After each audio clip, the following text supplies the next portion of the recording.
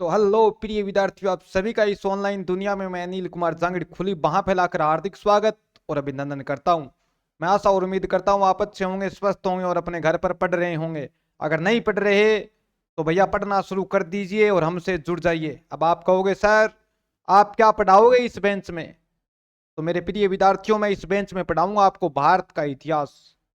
इस भारत के इतिहास के बारे में हर बच्चे की यही अवधारणा रहती है, यही धारणा रहती है कि सर भारत का इतिहास बहुत कठिन है, समझ में ही नहीं आता कौन सी सिंधु घाटी थी और कौन सी वैदिक सभ्यता थी, कौन अंग्रेज थे और कौन पुर्तगाली थे, कौन डच और कौन मराठा थे। हमको कभी समझ ही नहीं आया। आप हमको कुछ नए तरीके से पढ़ाइए। बिल्कुल मेरे प्रिय विद्यार्थियों, हे मेरे प्रिय मित्रों, आपको बड़े इजी तरीके से पढ़ाया जाएगा, एक एक बात समझाई जाएगी। आप अगर इतिहास के विद्यार्थी हो तो आपको आसानी से समझ में आएगा। अगर आप इतिहास के विद्यार्थी ना हो तो भी आपको टेंशन करने की कोई आवश्यकता नहीं। आपका भाई आपको बड़े अच्छे तरीके से पढ़ाएगा, बड़े अच्छे तरीके से समझाएगा। तो मैं इस बेंच में आपको भारत का इतिहास कराऊंगा। आपके ज्यादा लंबा चौड़ा इतिहास नहीं लगता, मैं आपको आसानी से समझा दूंगा, आसानी से पढ़ा दूंगा और आपको साथ साथ में याद भी करवा दूंगा। पहले बता दूं, जितने भी अपने भारत के इतिहास की क्लासें होगी वो पीपीटी के माध्यम से होगी, क्योंकि एग्जाम के दिन रहे हैं थोड़े और आपका समय है कीमती। तो हम कम समय में ज्यादा पढ़ने का प्रयास करेंगे। ये मत सोचना कि सर आप पीपीटी से पढ़ा रहे हो, आपको आता नहीं होगा, आपको याद नहीं है। आप जो लोग मुझे जानते हो उनको अच्छी तरह पता है कि मैं ऑफलाइन क्लासों में पढ़ाता हूं, उस समय कोई पीपीटी नहीं होती, नहीं कोई पीडीएफ होती। मैं बोलता हूं, बच्चे लिखते हैं। पर ऑनलाइन क्लासों का ये महत्व होता है। यूट्यूब देखो या ऐप देखो, यहां पर कम समय में ज्यादा मैटर दिया जाना चाहिए, वही हम प्रयास करेंगे। तो हम शुरू कर दें इतिहास की क्लास। मैं राजस्थान का इतिहास नहीं पढ़ाऊंगा, राजस्थान का इतिहास कोई और टीचर पढ़ाएगा। अगर आपको लगा कि तू पढ़ा तो मैं भी पढ़ा दूंगा। अब शुरू करने जा रहा हूं इतिहास। इतिहास जीरो से शुरू करेंगे, शून्य से बिल्कुल बारीकी से पढ़ेंगे। सबसे पहले इतिहास होता क्या है, इतिहास का पिता कौन है, भारत की इतिहास का पिता कौन है, विश्व इतिहास का पिता कौन है, सब बातें करेंगे। तो शुरू कर दें। आइए जी, ये लो मेरे मित्रों, आपके सामने नाम आया इतिहास। क्या आया है? इतिहास होता क्या है, व्हाट इज इतिहास? तो मेरे मित्रों, जीवन की जितनी भी घटना पीछे बीत चुकी है, जीवन के जितने भी क्षण पीछे गए हैं, वो सब के सब क्या है, इतिहास है। चाहे 1 घंटे पहले की बात हो, चाहे 1 साल पहले की बात हो, चाहे 1000 साल पहले की बात हो, चाहे 1 लाख वर्ष पूर्व की बात हो, सब क्या है, इतिहास है। जो भी घटना घट चुकी है वो इतिहास कहलाएगा। बीती हुई घटना हम वर्तमान में पढ़ते हैं, वर्तमान में अध्ययन करते हैं, उस विषय को क्या बोला जाता है, इतिहास बोला जाता है। अब आप कहोगे सर जितनी भी घटना घटी है वो सब की सब इतिहास। बिल्कुल जी। अब कुछ के मन में आएगा कि वो सब पढ़ाएगा क्या, जितनी भी घटना घटी है? नहीं मित्रों, जो हमारे एग्जाम की दृष्टि से महत्वपूर्ण है, जो हमारे एग्जाम में आने लायक है, उसी को हम पढ़ेंगे। ये नहीं कि आप सोचो कि सब की सब घटना पढ़ाएगा तो कल हम पुलिस स्टेशन में फायरिंग करके आए थे वो पढ़ाएगा क्या? नहीं। कल हम कॉलेज गए थे वो भी बताएगा क्या? नहीं जी। वो आपका इतिहास है, हमको भारत का इतिहास पढ़ना है। जिस भारत के इतिहास के दम पर हम दुनिया की तरफ आंख उठाकर भारतीय बोलते हैं कि हमसे उज्जवल इतिहास किसी का नहीं, वो इतिहास पढ़ना है। तो इतिहास क्या होता है? तो जो अतीत है हमारा, बीता हुआ कल है, वो क्या है, इतिहास है। जिसको आज हम पढ़ेंगे वो क्या कहलाता है, इतिहास कहलाता है। यानी अतीत का वर्तमान में क्रमबद्ध रूप से अध्ययन क्या कहलाता है, इतिहास कहलाता है। अब आपके मन में आएगा कि सर अतीत समझ गए, बीता हुआ कल, इतिहास भी समझ गए, बीता हुआ कल, पर ये क्रमबद्ध क्या है, इस क्रमबद्ध का अर्थ क्या है वो बताओ हमको। तो क्रमबद्ध का अर्थ मेरे मित्रों 1 2 3 4 है, यानी हायरार्की। जैसे सोमवार, मंगलवार, बुधवार, गुरुवार, ये क्या है, क्रमबद्ध। इसको क्रमबद्ध बोला जाता है। जो पहले घटना घटती है उसको पहले पढ़ाया जाता है, उसके बाद वाली घटना बाद में पढ़ाई जाती है, वो क्या कहलाता है, इतिहास कहलाता है। अब आप कहोगे सर इतिहास में बीते हुए जीवन को पढ़ाते हैं, बीती हुई घटनाओं को पढ़ाते हैं, उसका वर्तमान जीवन से क्या लेना देना? जो घटना घट चुकी है वो तो हो गई, जो लोग मरे हैं वो मर गए, युद्ध लड़ा है वो लड़ गए, हमारे जीवन में उनका क्या महत्व है? क्यों? तो इतिहास हमारे समाज का दर्पण माना जाता है। क्या माना जाता है? दर्पण माना जाता है। अब कुछ कहोगे सर, 1 मिनट रुको, हमारी सुनो। साहित्य समाज का दर्पण होता है, बिल्कुल जी। तो हिंदी साहित्य के विद्यार्थी है वो मानते हैं कि साहित्य समाज का दर्पण होता है, किंतु मैं क्या कह रहा हूं, इतिहास समाज का दर्पण होता है। अब आप कहोगे फिर बता दर्पण होता कैसे है? तो मेरे मित्रों, हम इतिहास के अंदर हमारा अतीत देखते हैं, हमारा अतीत पढ़ते हैं, और हमारे अतीत को पढ़कर हमारा वर्तमान और हमारे आने वाला भविष्य क्या बना सकते हैं? सुंदर बना सकते हैं, उस भविष्य को सुधार सकते हैं। तो अतीत की घटनाओं को पढ़कर हमारा वर्तमान और अतीत दोनों सुधार सकते हैं। इसलिए इतिहास को क्या कहा जाता है? दर्पण कहा जाता है। अब आप कहोगे सर समझे नहीं, कहना क्या चाहते हो? तो सुनो, एक बात आपने जरूर सुनी होगी कि भारत के अंदर अंग्रेजों का राज आया था। अंग्रेज ऐसे तो थे नहीं कि भारत में जब पहली बार आए तो बंदूकें तोपे लेकर आए और भारत के राजाओं को मार दिया और भारत पर अधिकार कर लिया। नहीं जी, वो छल बल दल तीनों चीजों को एक साथ लेकर आए थे। शुरू में वो अंग्रेज कहते थे कि हम व्यापारी हैं, भारत के साथ क्या करेंगे, केवल व्यापार करेंगे। हमको लगा कि यार देख बेचारे व्यापारी बनकर आए इतनी दूर से, तो व्यापार करने देते हैं, और धीरे धीरे भारत पर क्या कर लेते हैं? अधिकार कर लेते हैं। तो हमको पता चलता है कि यार किस व्यक्ति पर कितना विश्वास करना चाहिए, किन लोगों को जीवन में मौका देना चाहिए या नहीं देना चाहिए, वो कौन सिखाता है? इतिहास सिखाता है। आपको फिर राजस्थान का इतिहास पढ़ाया जाएगा, उस समय बताया जाएगा कि पृथ्वीराज चौहान ने मोहम्मद गोरी को 17 बार हराया था। अलग अलग डाटा आते हैं, कोई 17 बार, कोई 24 बार बताता है। हर बार पृथ्वीराज चौहान मोहम्मद गोरी को माफ कर देता था, किंतु एक दिन मौका लगा गोरी का, और गोरी ने चौहान को मार दिया। तो हमने बार बार माफ किया, किंतु हमारी एक गलती भी माफ नहीं हुई, हमको पकड़ा और मारा गया।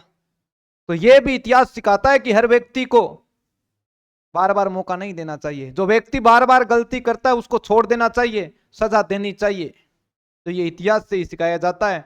अगर आप गलतियां कर रहे हो तो ये आपको इतिहास ही मौका देता है कि किस प्रकार सुधारा जा सकता है। अगर आपके जीवन में कोई लोग व्यापारी बनकर आ रहे हैं और धीरे धीरे आपके जीवन में वो अमूल अचूल परिवर्तन कर रहे हैं, तो वो नुकसान है।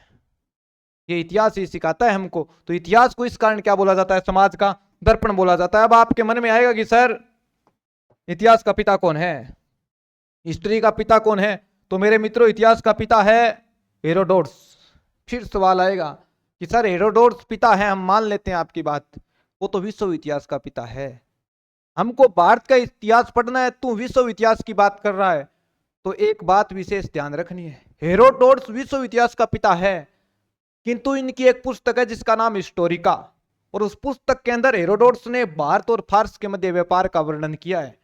तो कल को कोई पूछ ले भारत और फारस के मध्य कौन सी प्राचीन पुस्तक में वर्णन मिलता है, तो कौन सी में? हिस्टोरिका, जो किसकी है? हेरोडोट्स की। इसके बाद हम अपनी बात कर लेते हैं अपने भारत के इतिहास की।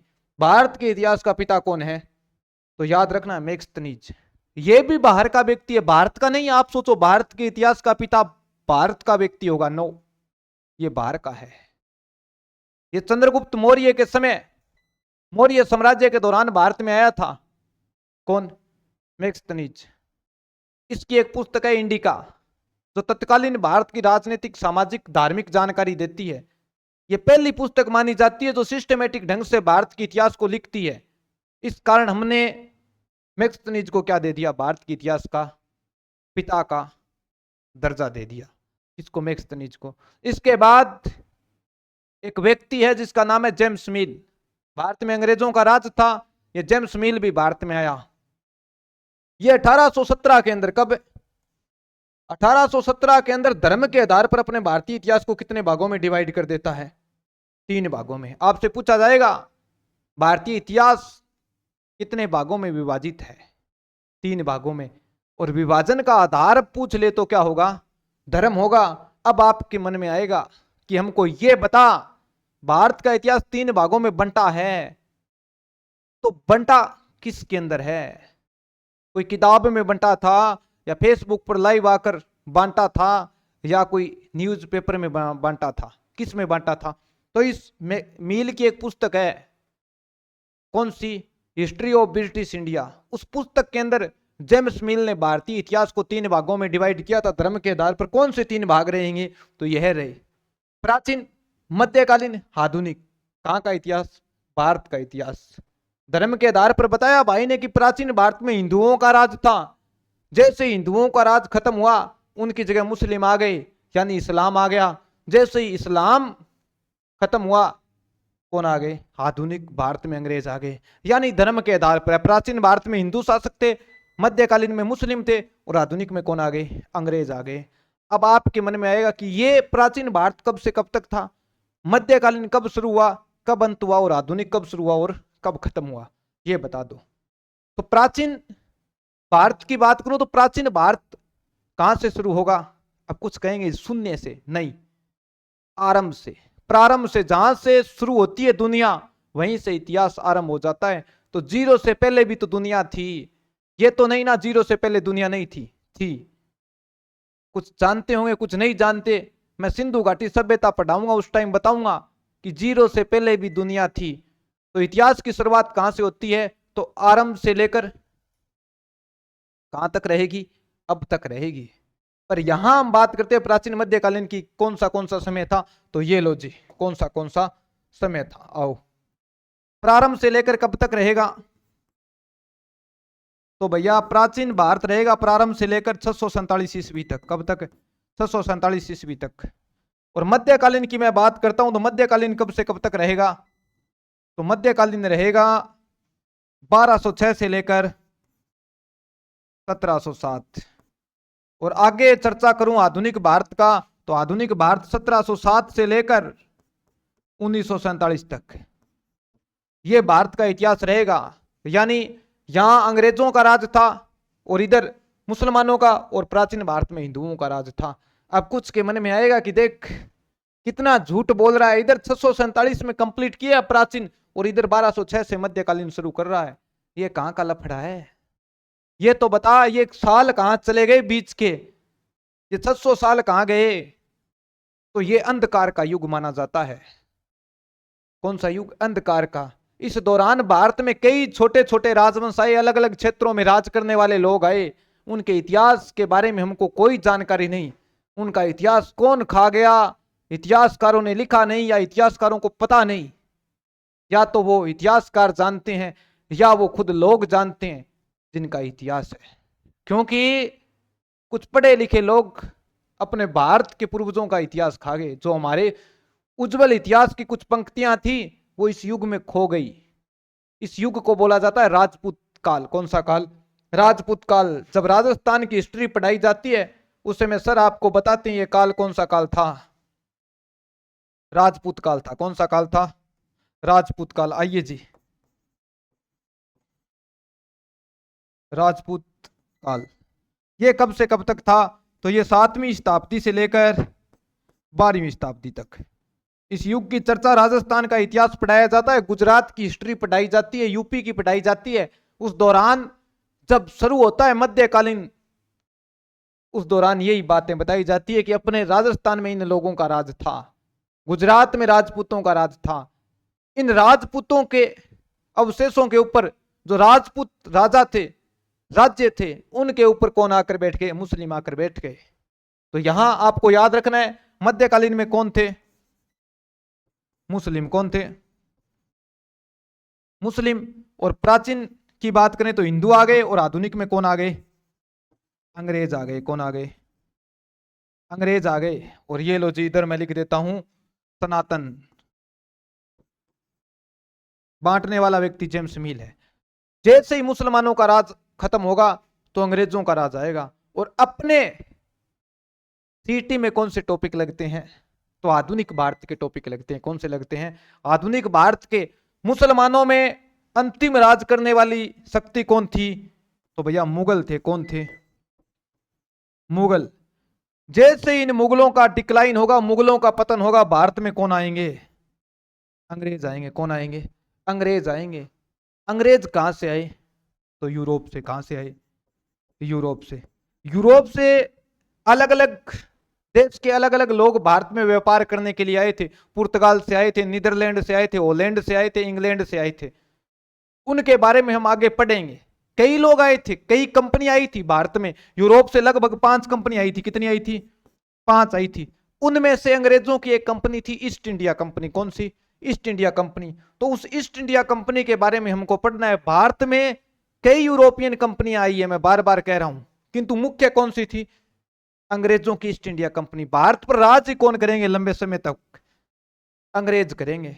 हम सीधा डायरेक्ट अंग्रेजों का इतिहास शुरू करेंगे, किस प्रकार यूरोप से भारत में आएंगे और किस प्रकार भारत की कमजोरी का फायदा उठाकर भारत की सत्ता प्राप्त कर लेंगे। वो आगे की क्लासों में पढ़ेंगे। ये भारत के इतिहास का बेसिक परिचय था। अब आप ये मत सोचना कि सर ये नहीं पढ़ाया, ये नहीं पढ़ाया, ये पढ़ाओगे डायरेक्ट तो ये समझ में कैसे आएगा? सब आएगा। मुगलों का राज कंप्लीट होगा और इधर अंग्रेजों का राज शुरू हो जाएगा। तो अगली क्लास में मिलेंगे। जय हिंद, जय भारत, जय श्री राम।